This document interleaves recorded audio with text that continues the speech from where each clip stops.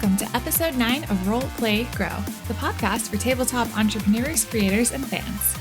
My name is Courtney Stover of Lighthearted Adventures, and in this podcast, we talk to the creators behind the brands in the tabletop roleplay gaming space about who they are and how they're turning their passion for gaming into a career. Our 9th guest is Ressie of Print Inkling. She is a very talented artist and the co-owner of a screen printing shop that's taken the tabletop Twitter by storm. She and her husband Elliot make gorgeous designs and screen print them on t-shirts and blank fabric to make dice bags and masks. We get a little deep in this episode and talk about things like leaving a toxic work situation to pursue your passion full-time, working with your spouse, and we learn some of the ins and outs of balancing local print commissions with creating for an industry that you're passionate about. I do need to give a couple content warnings this time. First, there's definitely language in this episode, which I never mind, but I never know who's listening. And secondly, there is a brief discussion of suicidal ideation about a third of the way into the episode. I'll definitely have the timestamps for that in the show notes and in the chapter markers, so you can skip it if you like.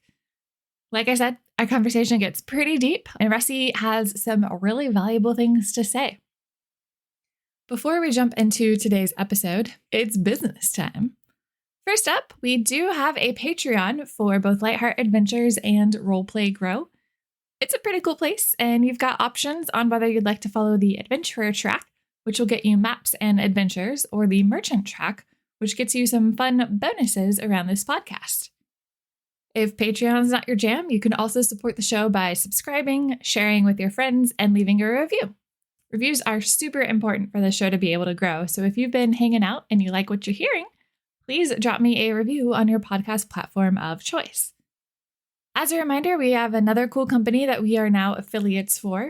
Friday Afternoon Tea is an amazing tea shop making delicious blends based off your favorite nerdy characters. I interviewed Friday back in episode 6, so if you haven't listened to it, you should definitely check it out. But when you go to the store and then use code LIGHTHEARTADV at checkout, and you'll get 10% off your order, get some really delicious beverages, and help support the show. All right, thanks for sticking with me, but let's go chat with Ressie.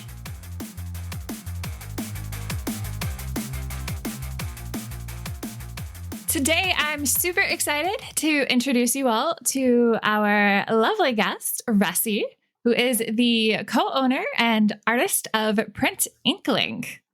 Ressie, how are you today? I'm doing well, thank you. Glad to hear it. To kick things off, can you tell us a little bit about who you are and how you got into the gaming space? Well, as you said, my name is Ressie. A lot of you know me as Devereaux on Twitter and other places in the internet. I got into gaming. My first exposure to tabletop gaming specifically was when I was about 12. I grew up in rural Alaska, and we have a large summertime community there. And so I actually watched a bunch of Russian 20-year-olds play 2nd edition completely in Russian. So that was kind of my opening experience to tabletop gaming. But I kind of drifted in and out until 5th edition came out. We picked it up here with our local group, formed a local group for it. And then we drifted off into other systems. Elliot's been a lifelong Palladium fan, Rifts, things like that. So, we tend to spread out all over the map gaming-wise. Awesome. What are you playing these days? Currently, we're in a Friday night game that's Cyberpunk Red with Ghost of Red Mountain and Wilbo from What's Up Wilbo on Twitch. And on Sunday mornings, we've got a group of friends together to play a game called the Mecha Hack. I'm not familiar with that one. So the Mecha Hack is a rules-light system where you build mechas and you pay big stompy robots and you break shit. That's always a good time. Well, cool. So you've been playing D&D and other games kind of off and on all your life, it sounds like. Let's talk a little bit about what Print Inkling is. So Inkling began wrong. We have not done anything the way you're supposed to do it. But Inkling began as kind of this idea. We wanted to be able to do something creative. We wanted it to be something functional. And we wanted it to be something that we could replicate rather easily. And screen printing fits into that Venn diagram. We had kind of dabbled with it in the beginning. I had wanted to make some hoodies for a charity event and paint them by hand, and that was a disaster, and they ended up in the burn pile. But fate just kind of aligned and we ended up lucking into some equipment, and then we said we had a company, and then we did. I'm sure there are a few more steps than that. You would hope. It was kind of a blur, to be honest. Honestly, it would be so nice to just be able to snap your fingers and be like, boom, successful business. Successful business. I don't remember saying that part at all. But we were definitely, I mean, we've always kind of been punch above your weight kind of people. If we're going to do something, we do it bigly, if not big. And, you kind of just got to go out with your heart. And that's how we've kind of led this whole thing. And it's been a very weird, serendipitous motion ever forward. So I can't complain. Well, can you tell us a little bit about what it is that y'all are making these days? And maybe then go into a little bit of the journey about how you went from the beginning to what all you're doing now. Okay. Screen printing itself, these days with like Threadless and Teespring and things like that, you're accustomed to what's called print on demand. And it works pretty much like your printer at home, like a color printer does. Our method is the old school way of doing things. We create stencils, pass the ink through the stencils onto the garment, and we heat cure it. We started out doing shirts for commissions, local sports events and things like that. And we wanted to get more into the gaming space and things like that, and we just didn't know how, because there's such a barrier to entry in the convention world. A friend of ours actually had a booth going into PAX South 2019, and they were like, hey, do you want to partner with us? And I'm like, that's like a month, bro. And he's like, yeah. Okay. So we made a few designs and we had a great time, and we've just been growing ever since. I think we had 9 shirt designs and 3 dice bags and 2 maps to begin PAX South. And since we've grown over double. That's awesome. It's a slow process, unfortunately. So while we don't really have a day job, we have the local prints and things like that, which we're immensely grateful for, but it definitely, I just want to sit here and draw stuff with D20s on it, but someone's got to print these soccer shirts, Yeah. So tell me a little bit about what it is that you're doing for the local business. That's kind of all over the map. We print for boutiques, we print for schools. I do a lot of on-demand art commission.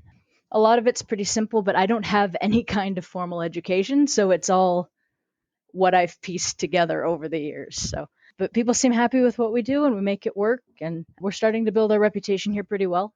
Do you have a storefront, or do you do everything virtually? We do not. We do pretty much everything virtually.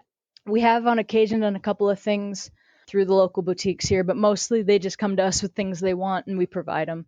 Every once in a while, like this is a bit of a retirement community where we live, so they're not quite into the Untitled Goose Game t-shirts and whatnot. But we've done a lot of holiday things for them and local event things, so our designs are getting out there. Okay, so it sounds like the tabletop gaming type of merch started in 2019, correct? Yes. Okay.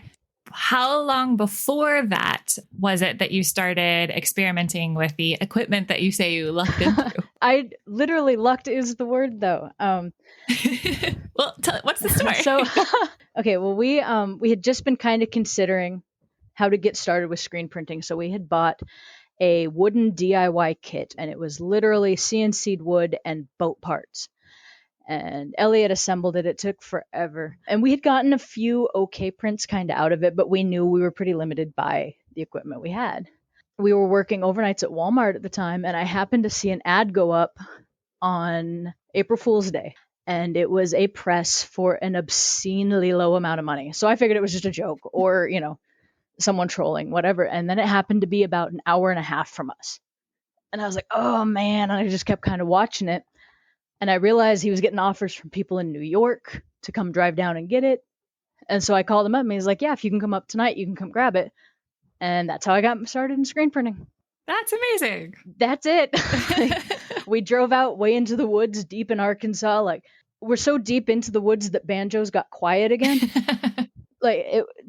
And he's a wonderful guy. He does amazing stuff. He's got a whole little a foundry out there, and he was just getting rid of the equipment to upgrade. We got it for a song, and Elliot spent longer than either of us would care to admit figuring out how to fix it. It's older than us. It'll outlive us, but I couldn't ask for anything better. That is a really cool story.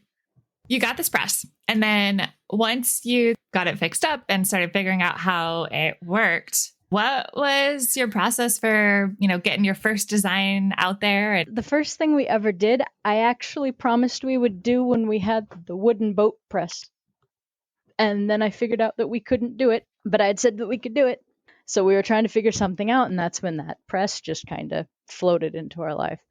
So realistically, it just happened to be through a fluke that we'd been experimenting with, and someone was like, hey, I'd rather keep it local. And I'm like, okay, we can totally do it. And then it lucked out that we could. So we did that, and that lady actually got us probably 5 or 6 more jobs, and one of those was with someone who ran a boutique here in town. Eventually they left town, but took us with them in that sense. And word got around, and then we had designs in 4 different shops, I think. So Oh, wow. It actually happened kind of, again, luckily. I'm sure we've done none of this correctly. One thing I've learned by interviewing a whole bunch of people about how you start your business, everyone feels that way. There's so much that you're told to do. This is what must be done, and you must do this. And if you're going to be real or serious, you have to do that. And it's all bullshit. And it's all, especially because it's all for neurotypical people. And all of that goes out the window. In any small business, I would think you have to figure out whatever your lane is. And it's not going to be obvious. Sometimes it involves Muppet flailing, and that's okay. Because I think the key to being successful in anything you do is being authentic. No, that's really great. And I think it's really important to realize that, sure, there's all the great advice out there, but that doesn't mean that it's going to work for you or me. You have to figure everything out, like what works best for you. Exactly. Common advice on everything just didn't work for us. I mean, we're both big researchers, and so we just would deep dive into things and research and process of elimination, and finally, get the guts up to try something, because we were and continue to be not insanely financially, we're not independently wealthy. So you have to make these decisions, considered. And, we make the best decisions we can to move forward, and it usually pans out. There is no right way. If I'd have listened to the standard advice, we'd have been done a long time ago. That was their path. We've had great advice from a lot of people, and none of it ended up meaning shit. So what are some things that you found have helped you to grow your business? Not being afraid to take up space. And I mean, I'm almost hyperventilating doing a podcast, so I'm not very good I'm a behind the scenes character. But understanding that you have to get your words out, you have to keep showing people, this is what I do, look at me, I'm obnoxious. That's what people want to see. And to me, I'm such a reclusive kind of person that it's hard for me to put myself out there like that. We just ran a little thread on Twitter that it started out as kind of just a little goofy joke, and then it ended up being ThreadCon. And we had, a bunch of people making booths, and everyone was talking, and it was just a great old time. And I mean, it's just this tiny little thing, but a bunch of those people met because of that. And 2 years ago, I would have never done it, So it's a good thing to always keep pushing just past your comfort zone, and then rest, and then do it again, and just keep expanding and keep growing. That thread was really, really special. I definitely went through multiple times every day just to be like, okay, who else is here? Like, who haven't I seen yet? It was really, really neat. I met a ton of people. I assumed when I posted that it would kind of get, maybe 12, 15 people posting some stuff. Hey, haha, yeah, I miss conventions too. And then everyone was like, no, we're embracing this. We need a con. And I'm like, all right.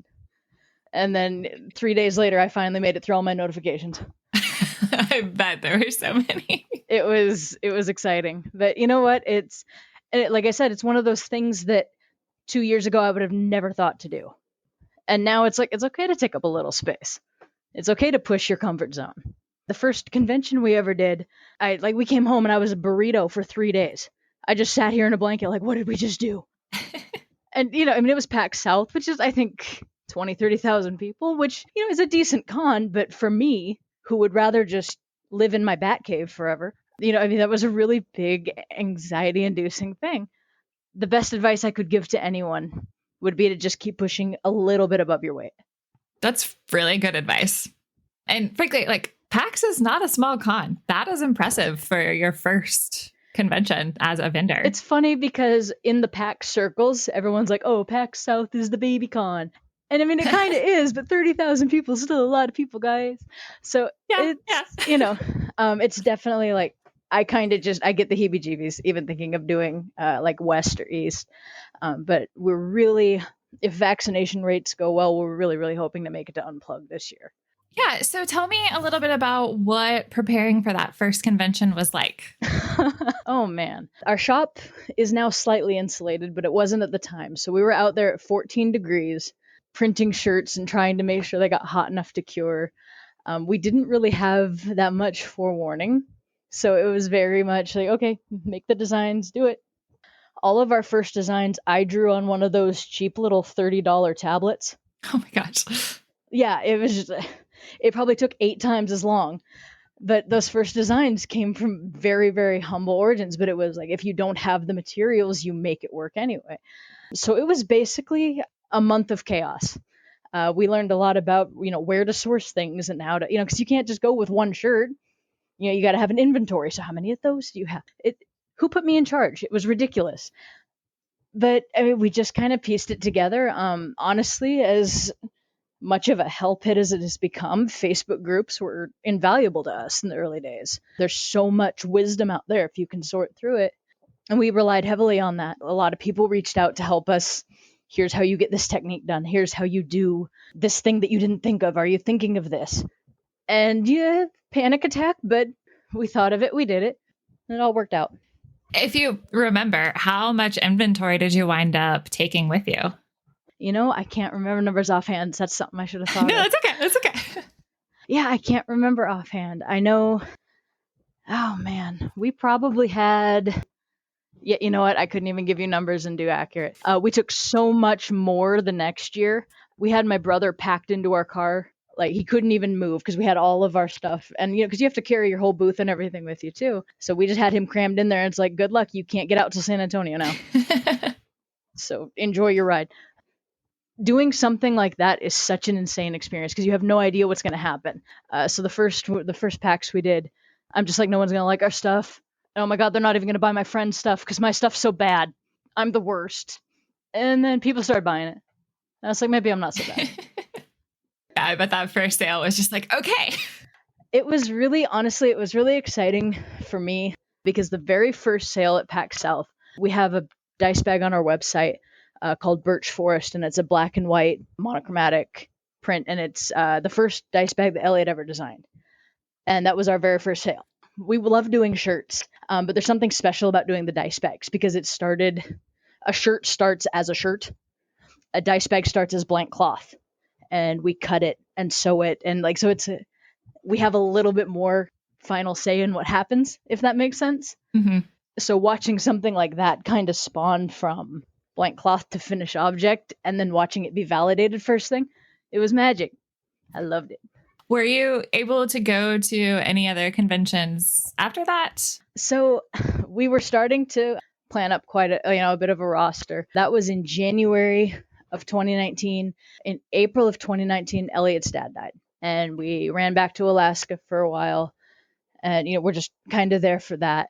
We landed back here in Texas, and 3 days later had a convention down in Round Rock, so about 5 hours from here. And so we got home and whipped up another design and printed it and took our inventory and some extra stuff and went down, and we did a lot of really small regional cons that year. Let's see, then we did, but no, so Elliot's dad passed away in April, and by August we said fuck it and left our jobs. And that they tell you not to do that. But we had both just gotten to the point that, like, Elliot's dad was this master craftsman. He was a diorama modeler, like, toy trains and things like that. And he had made these incredible ornate scenes, and it took him so long to get to that point in his life. And when he passed away, he wasn't quite finished with what he wanted to do. And I think we both kind of took that as, I'm not going to wait. I can't pretend that I can be happy until 55 or 65 and then try to make it on what's left. And so we do what naturally people do, and we leapt off and left our jobs. But, I mean, it's worked so far. Yeah, I was just having a conversation yesterday about how, we get one life to live. And do you really want to be sitting in the same office job for the rest of your life until you might get a couple years of retirement if you're lucky? Exactly. I mean, without getting into the political aspect of it, we're trying to survive in a system we weren't built for. Humans, I don't think, were meant to do the kind of things we're being asked to do now. And so I think to kind of mitigate that the best you can is you have to inject passion into it. Yeah, we're not meant to be drones for other people, I don't think. And I was getting to the point at our job that I was having suicidal ideation pretty much every day. Yeah, that's time to leave. That's it's time to go. Like, especially because it's not, the money was not worth that. So we leapt forward, and it was the scariest thing I've ever done. But I've also building something with Elliot. All my life it's always been him. Like ever since we were kids. And there's no one I trust more, and there's nothing I'd be more likely to succeed at. So like the two of us, we put our heads down and we just get to work. And every time it gets scary, something else just comes. I don't know if that's karma. I don't know if that's just circumstance, but either way, I'm still here. Like I said earlier, I've got nothing to complain about. That's a really powerful story. And thank you. Like, honestly, thank you for sharing that. So, I would love to know kind of what that was like. You said, fuck it, you left your jobs, you're going to do this full time. I'm sure that had to have been scary for at least the beginning. Maybe it still is. I don't know. I hope not. I mean, ultimately, it really comes down to that you choose your own hard, right? Mm-hmm. Like, no matter what you do, everything's going to be hard forever. Like, I guess it's just the way I looked at it. So I'm like, what is so different about these two things? And what was hard for me in, honestly, the shit tier corporate environment that we were in, working retail, working things like that, I couldn't position myself to be effective because I had to listen to what someone else thought was effective without knowing who I was or what I was capable of. Elliot's the kind of person that he can focus in and when you get him on the right track, he just goes. I am not. I am chaos brain. And so between the two of us, we can make a system that works, but having to work for someone else, neither of us could handle, working for someone else. And I think especially in an environment where you're not respected, retail's awful. I'd never again. Yeah, fair enough. Tell me a little bit about what it's like to work with your partner. Well, so Elliot and I have actually been working together at different jobs since 2009. So this is what we know. We ran a grocery store together in Alaska, and then we worked down here at Voldemort for several years together, like on the same shift and everything. Like, we've literally haven't been apart for more than a dentist appointment in like 10 years. And some might say that's codependent. And okay, I'm valid and open to criticism, but it just works for us. There's no one who gets me like that. There's no one who cares like that. And he's kind of my best friend. So I haven't found the downside yet. Okay, that's amazing. And you are very that's such a great relationship. Like that's good. So I mean, don't let me try to pull any punches here either. It's work, but not the marriage part of it. Mm-hmm. Like, my marriage is the one thing I know. Like, I've got that. That's what I've got. But the learning how to work together, we're both very not A type or type A personalities, but very player one personalities. We both have places that we know we need to be for the best results at this time, and sometimes it's the same spot. And so there's conflict there. Like, we don't always know how to plan to best utilize each other's assets, but we both know that we're capable. And so luckily that's really there's always some give and take in trying to figure out workflow. We're still constantly adjusting how we do things, how we handle things. But I think it takes working with your spouse takes a willingness to put understanding them over your pride. Because people aren't psychic. Like, we can't communicate, through mental images. If we could, we'd solve a lot of problems. But it really just takes your ego's at the fucking door. Because it doesn't matter. This person cares about you more than anything in the world. And they only want your success. And now you're both working towards success together. Don't let ego or pride stop it. And that works like 90% of the time. the other 10%, but those are still pretty good odds. But I think like we've had so many people over the course of us working together go, oh, I couldn't stand it. I couldn't stand working with my husband. I'm like, yeah, why'd you choose him? And I mean, and of course that's shitty, right? There's tons of reasons why their work dynamics wouldn't work together. I'm not actually criticizing that. But it just seems weird to me that people are like, that's amazing. You guys are weird. And I'm like, we're best friends. We'd be hanging out all the time anyway. Might as well make something out of it. Honestly, yeah, as the one who also works with my spouse, I tend to feel the same way. So it's really weird how people get about it. Like they're almost offended. Mm-hmm. They're like, well, that's just awful. I'm like, okay, door's over there. It's like, I like my marriage just fine. Thanks. And that, again, that's not to say that people who couldn't work together, like there's nothing wrong with that either. It's just one of those things that I guess it takes people by surprise. Yeah. How do you split up the work between you two? So Elliot's definitely a lot more of the physical aspect of it. Like he's out there right now cleaning screens like a trooper, which is a chemical heavy, gross job. He does the vast majority of the physical printing, things like that, the alignment. He's really good at dialing in things. I'm much more, believe it or not, dealing with people because I can do it mostly over email. And I do a lot of the art. He does quite a bit of it too. Honestly, what needs to get done, one of us eventually does. It probably isn't the most efficient system, but we pretty much talk over everything too. Like I don't just go, oh, hey, we're committed to this thing now. We check it out beforehand. Okay, so I kind of want to go back to something that you brought up earlier that I'm just kind of curious about, where you were talking about how you're doing the old school printing, and then you mentioned print on demand services, which I feel like are the ones that people are more familiar with these days, unfortunately. Mm-hmm. So, when someone is debating between using someone local like you guys or using a print on demand service, like what would you say is really the biggest benefit of using a local company other than supporting awesome people? So yes, obviously, supporting your community, and whether that's local like locality or local to your, like in the TTRPG community, we've printed for several companies across the country. I think part of it is that you genuinely get someone who cares about what you do. They care about the success of your product, and they want, like, to me, we've had a couple of different companies come to us and be, hey, can we print some things with you? And to me, you have chosen me to represent your dreams.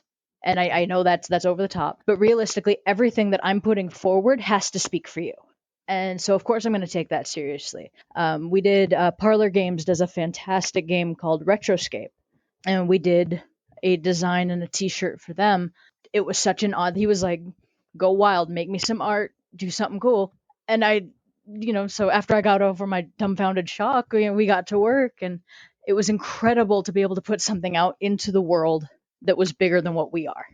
And Threadless doesn't care about that. Teespring, those options are great for people, and especially when you're a young designer just starting out, or you have limited funding. The disadvantage with us is that you'd have to hold inventory. For someone like that, it's print on demand. But if you can afford to do the inventory, you keep more of your money.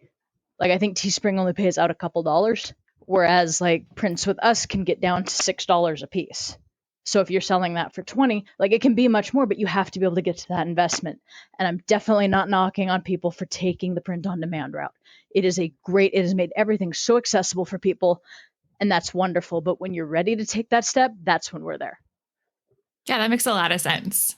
So you say, since you have that more like hands-on ability, do you ever have designs or people wanting a design that wraps around the side over a seam of their shirt? We have been able to pull off something like it, but it's not something that we offer. Like experimentally, we can do all sorts of things, but like the all over printing, like you're talking about, that's usually actually a technique called cut and sew, and that's printed on the fabric before the garment's sewn together. So you're working with shirts that have already been sewn. Yes. You're just doing the printing part of it. But for the dice bags, you're sewing those after they're printed.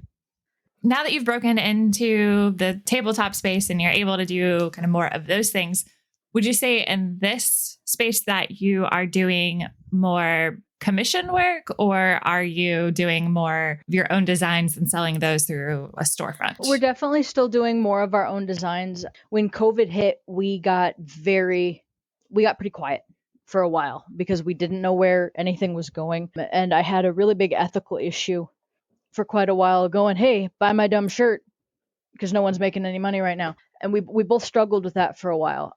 So we actually turned our focus. We had, in the beginning, there was no mask material.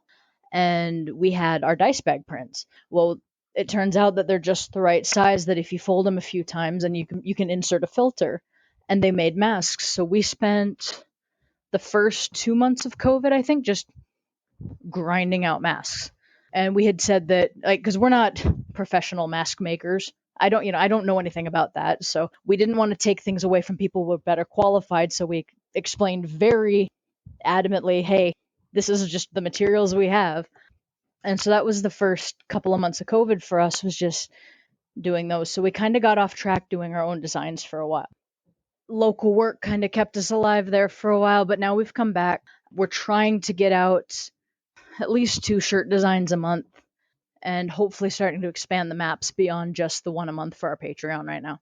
That is a great transition point, actually. So tell me about your Patreon. Oh, okay. So back when we first got into printing, Elliot was like, hey, wouldn't it be cool if we made maps? Like, for dungeons and stuff. And I'm like, huh. And then that immediately got backburnered. But we got back to it, and we had one that was just kind of a prototype when we went to our first PAX South. And we started showing it off the last day, and people were like, oh my God, where do I get this? I'm like, well, what? So apparently they liked it. Like, we just were kind of feeling it out, and they were like, yes, please, and wrote their names down on papers and gave it to us. Okay. So we started making these TTRPG maps, and they are washable, foldable, 14 by 14 hand-drawn maps. We do one a month right now on our Patreon. They're not really in a theme yet. We're looking at different, like, multi-packs, and possibly someday deep in the future, a guided year-long campaign with accompanying maps, things like that. But right now we're just doing a monthly map. They're just a unique backdrop. All the rules are made up, right? TTRPGs. Everyone gets so serious about, oh, well, the book says this. The book doesn't matter. None of this matters. Everything is accumulation of the shared joy at this table. So I don't want anyone to look at my map and be like, oh, well, you can't be there because there's a snowdrift there. Go ahead, stand on the snowdrift. No one's going to stop you. So what we're looking to do is just, it kind of calls back to the notebook drawings we had as kids. Because I don't know how old you are, but I'm in my mid-30s. So we didn't have the fancy maps. We were drawing them in notebooks. And I've always wanted something that amplifies that old school vibe, but doesn't put restrictions on play. So that's kind of the idea behind the maps right now. That's really cool. And honestly, I really like the idea of it being companion to an adventure one day. Yeah, I got to talk Elliot into it. Because he said it one time, and I'm like, fool, you should have never let me know that was cool. But we'll get him. Without going like too far into specifics, just how much of your monthly business would you say your Patreon is able to contribute to? It definitely doesn't make me sad. Right now, I mean, honestly, so patrons back us. If you want a map, it's the first tier for that is Ready for Adventure, and it's $10 a month, and that includes the shipping to get it to you. And a couple of other benefits. You get some discount on the website and digital maps when I get around to figuring out how to do it. But so right now we've doubled our backers in the last year. We're almost at 20, which, I mean, it's a slow growth, but we also did that during COVID, and nobody can get together and play. So the idea that people would see this and go, yeah, the future's coming, like that just blew me away. So while it hasn't grown as much as we had hoped, if we had been doing conventions once a month and having new maps and on and on and on, getting them in front of more eyes would have probably gone faster. But the group we have there is so authentic, and they're so genuinely into what we do that, I don't know, I'm so proud of what we have so far. Yeah. And honestly, being able to grow anything like Patreon during COVID or business at all in the last year it's been a feat. So yeah, I am in absolute and utter awe of the people who have come out to support us, whether it's with the shirts, the maps, all of it. I can barely talk our patrons into using their conveniently provided discount codes when they get shirts from us, because like this community is so generous of spirit, and their voting with your wallet is a vote of confidence too. So like whether or not people buy stuff from us or it's just like the retweets and shares and things like that, it just blows me away how people are willing to invest in me and Elliot and what we do. Yeah, this community is pretty great. I want to ask a little bit more about some of your processes, regardless of whether it's a t-shirt or you're making like the dice bags or the masks. When you have an idea for a new design, what process do you take from conception to getting it printed onto the fabric?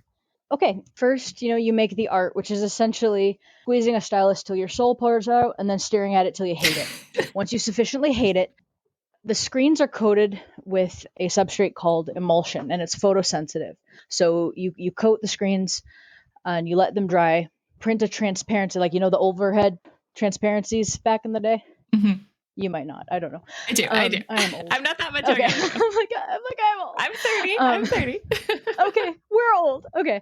On the internet, that's 9,000. We are piles of dust.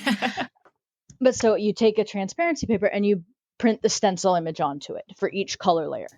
Each layer gets its own screen. Since it's photosensitive, you put that transparency over the screen, expose it to light. Everything that isn't blacked out hardens and the rest washes out, and that's how your ink goes through the screen. And then you load the press up with your different colors. You get all of the different screens aligned to each other, load them up with ink, and you're ready to print. How long does that take? That process, so that's why most shops have minimum orders, because the setup is so much of the process. It can take us I mentioned earlier the Retroscape shirt that we did. The art I did was very finicky and had a lot of fine details, and I want to say that took us 5 hours to align. And by us, I mean Elliot and me standing there like a mutant, not knowing what to do. But no, so they can take a long time. Simple prints, like a couple colors, doesn't take too long, unless it's really elaborate. But everything layers in this artwork, and sometimes you're printing with tiny dots that have to merge with other tiny dots, and other times you're printing big swaths of color that have to definitely not touch the one right next to it, unless there's a big brown streak in the middle. So it's definitely, you don't want to screw this up. So it takes a while. Yeah, that makes sense. So over the years, what would you say has been the most challenging part of starting or running Print Inkling? Oh, man. Putting yourself out there. I mean, everything's hard. Part of it is definitely putting yourself out there to let people know what you do. That for me as an introvert is just god awful. Just tell me what you want and I'll make it happen. In this industry, there's a lot of there's huge, massive pieces of equipment. So you have software and things like that are meant for those people with those kind of budgets, or here's this scrap piece of software, do it yourself. So a lot of it has been learning to adapt to things that are out there but are just out of your reach. So that's been challenging. Learning to set boundaries. I think it was 2 months ago, we did the math and I had not taken a full day off since 2018. Oof. Yeah. And if you don't count I was counting days where we traveled for conventions, but if we don't count those, yes, it was 2018. So we sat there and played Minecraft all day. It was great. But honestly, boundaries is a huge thing in starting a business, because someone once said that starting a business is like having a baby. And I don't have a baby, I have cats. But the first year of this business was utter chaos. It was jumping when someone screamed. It was changing things when they got wet. But now that it's a little bit older, I'm starting to I don't always understand what's going on, or what, you can't always anticipate all the needs yet, but you've got a rhythm now. And things are predictable, and when something starts happening, you know what it means now, as opposed to, oh God, research mode. You build confidence as you go, but I don't know what it would be like to start a business fully assembled. To be quite honest, we've fought and scraped for everything we have. So that's the only perspective I can give, is from that position. And realistically, it's knowing that you're just as valid as the guy out there with the $6,000 machine, or the $60,000 machine. If you have something to put out into the world, you'd have to figure out your way to do it. Yeah, you really, really do. So I want to flip it around. What would you say has been the best part? Doing it. Doing it, making it happen. Like every day is the best part of this because like I said earlier, every part of this is hard, but I got to choose this. And so for me, obviously going to conventions and seeing people connect with your designs. We have a couple of designs that aren't really gaming. They're more kind of emotional things. One of them's Go Forth, and it's kind of Banksy-esque, and it's a child running and releasing balloons. It's actually the first design I ever did. And there's another one called Some of My Parts with a little junk robot made out of trash, and he's opening up his little barrel chest, and there's a heart in there, all glowy. And both of those came from really hard places of depression. Like that first one with the balloons, I was like, no one's going to want to see what I can do. Nobody cares. Like, why am I thinking I can do this? And at every convention, everything we've ever done, someone stops and just starts telling a story. And they're just looking at it and they just tell me stuff that they probably don't want to tell me. And it's just this magical, weird thing that I never thought a t-shirt would be capable of, frankly. But those connections, those moments, like getting to hear someone relive something or talk about someone they've lost or things like that, all because of a thing that I did. That's pretty rad too. I really hope that you get to go back to a convention soon. I mean, don't get me wrong. Like, honestly, like we don't have a very big audience outside of Twitter. And I mean, on Twitter, we're at, I think somehow in the last year, we've somehow gotten to 1,700, which is, it's not a checkmark account, but that's awesome. And we've read a lot of advice on how to grow that. And I don't care. I know people there. You know what I mean? Like I could grow this faster, but why? I know so many people there, and I respect them and they respect what we're doing. And I would rather have 2,000 people who give a shit than 100,000 who don't, or only kind of do. Conventions will come back in some capacity. I don't know if it'll be as soon as we all hope, but you know what? We're all still going to be here. And if we can't have that experience in person, it's our job to create the things we need. Yeah. And honestly, when we do finally get to go back, think of how many new friends that you'll be able to meet in person. Okay. We need a system. You must wear your Twitter avatar and your name, or you cannot hold me responsible because I love you. And we could have talked 1,000 times, but if I'm out of context, it's going to take me a minute. We actually, the last convention we did right before COVID hit, was up in our hometown in Alaska. It was their first official con, and we did the shirts for it, the whole nine. It was really fun. And a friend stops in to our booth and says, "Hi." Now, I have known this girl since age 5. And I mean, not lost contact really or anything, but I was in convention mode, not Alaskan childhood mode. So I'm just looking at her like, how can I help you? And she was like, "What is wrong with you?" And I'm like, "Oh, hello." Like, context is important. I've loved you my whole life. It's really weird how you can just be in your zones. Yeah. Everybody just needs to have a little badge with just like, this is their Twitter handle, this is their image. Here's the last 4 avatars that you may have seen. Perfect. Someone with better print skills than me, get on that, because we need the rotating avatar badge. So just like a little slideshow. Right? Exactly. Like, that'd be fantastic. Well, as we kind of wind down a little bit, do you have any kind of upcoming projects that you're willing to share that you're excited about? Honestly, we're really just focusing on trying to get back on pace. We're going to try to start doing more with our Patreon with the Folded Lands maps. We're going to try to start doing some multi-packs, some bag realms, which are basically themed adventures in a dice bag that's matching. So it's all, we have one on the website right now called First Winter, and you all have seen it because you love me. So we're just looking at growing upon what we have. We're both serial hobbyists, so it's really easy for us to go, I want to go cast resin now. Well, okay, but why don't we focus on the platform we have before we jump off the next? So we'll get there too. But I think this year we're really just going to focus on bringing more of what people want. We've been asked, like, well, what new have you got coming? Like, drawing as fast as I can. Never mean to imply any pressure with that question. Just like, no. Yeah, no, not at all. We just don't have anything Like we've got some upcoming shirt releases we're hoping to have. I'm trying to focus more on collaborations with other artists this year. I'd really like to, we've reached out to a couple people about doing some limited edition tees and things like that. And I can't give any of that away yet. But so we have some things like that. But as far as, anything way outside of the box, I think we're just going to stay in our lane for a little bit and see what we can do. Fair enough. Well, Ressie, thank you so much for coming on today. Where can people find you? You can find us on our website is printinkling.com/shop. If you're interested in our Patreon at all for monthly maps, it's patreon.com/printinkling. You can find us on the Twitters at printinkling.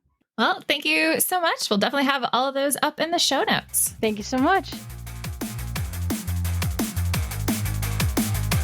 That's it for today's episode of Roll, Play, Grow. To check out the show notes, you can go to lightheartadventures.com/RPG. To keep up with every episode, please subscribe on your podcast player of choice. And if you're enjoying the show, please leave me a review. Reviews are one of the best ways to help a newer podcast get up off the ground. To follow me on Twitter, you can either find me at lightheartadv for our business account, or at Ketra, WCR, to see me tweet about other things like my dog and World of Warcraft. You can also find us as Lightheart Adventures on both Instagram and Patreon.